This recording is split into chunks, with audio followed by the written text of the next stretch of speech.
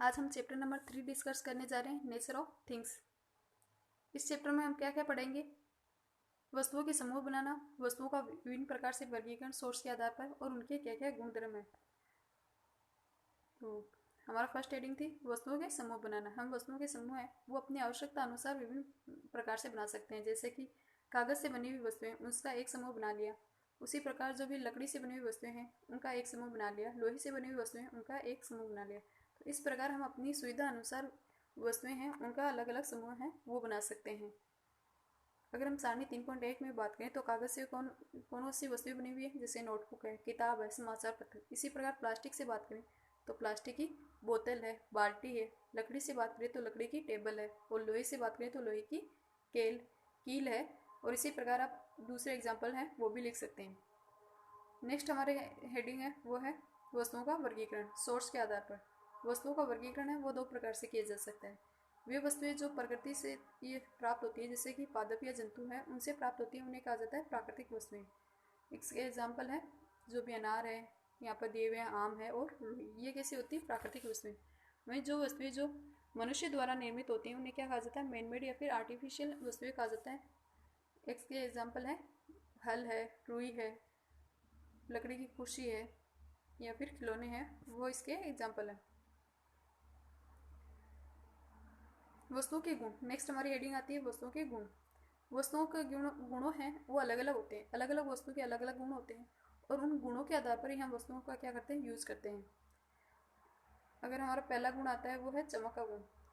कुछ वस्तुएं हैं उनमें चमक होती है, तो धातुओं में क्या, धातुओं का ये गुणधर्म होता है कि धातुओं में चमक होती है। एग्जाम्पल अगर हम देखें तो वह है सोने से बने हुए गहने या फिर अदर विभिन्न जो भी प्रकार की धातुएं हैं उनसे बने हुए गहने। और दूसरा एग्जाम्पल हम देखें तो एल्यूमिनियम है, उससे बनी हुई जो भी चादर है, ये भी किसका एग्जाम्पल है, इनमें चमक होती है, धातु है।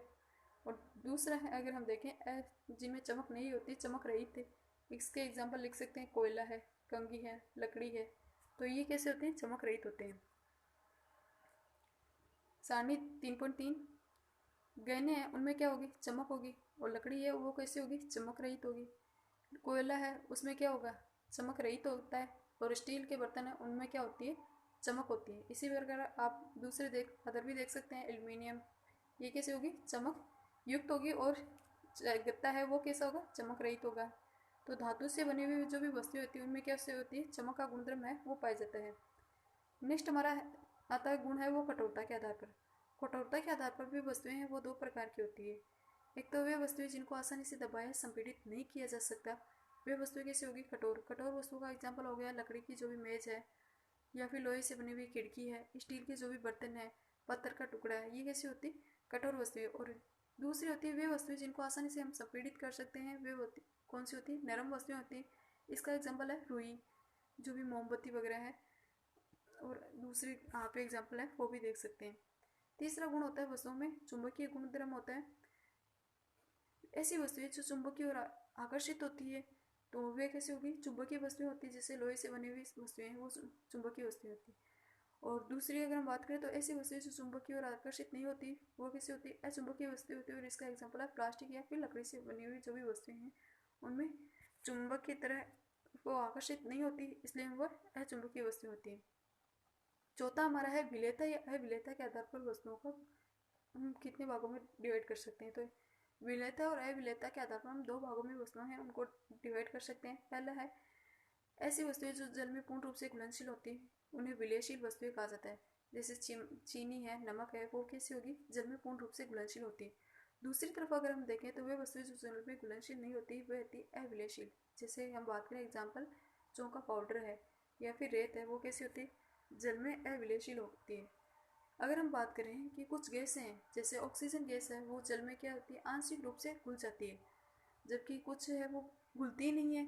अगर हम कार्बन डाइऑक्साइड के गैस की अगर हम बात करें तो वो कैसी होती है, जल में घुलनशील होती है। और इसी वजह से उसका यूज़ किस में किया जाता है, शीतल पेय पदार्थ है, कोल्ड ड्रिंक्स है, उनमें यूज़ किया जाता है। तो ये क्वेश्चन पूछा जा सकता है कि कोल्ड ड्रिंक्स वगैरह है, शीतल पेय पदार्थ, उनमें किसका यूज किया, कौन सी गैस है वो यूज़ की जाती है और क्यों की जाती है। तो इसका हमने देख लिया। नेक्स्ट हमारा गुण आता है वो है पारदर्शिता का गुण। इसके आधार पर हम वस्तुएं उनको तीन भागों में डिवाइड कर सकते हैं। पारभासी, पारदर्शी और अपारदर्शी वस्तुएं। तो पारदर्शी वस्तुएं कौन सी होती है? वे वस्तुएं जिनके हम आर पार देख सकते हैं, वे कैसी होती है? पारदर्शी वस्तुएं होती हैं।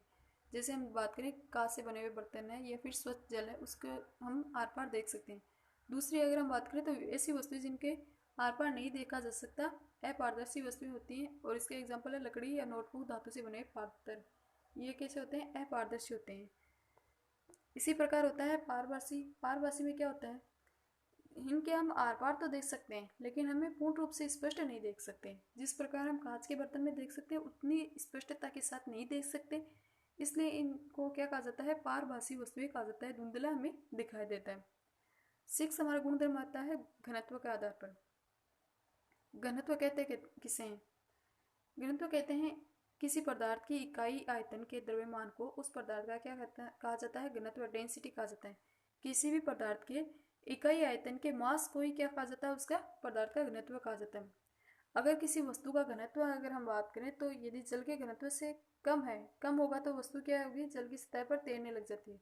यदि किसी वस्तु का घनत्व है वो जल के घनत्व से अधिक होता है तो वस्तु क्या हो जाएगी? जल में डूब जाएगी।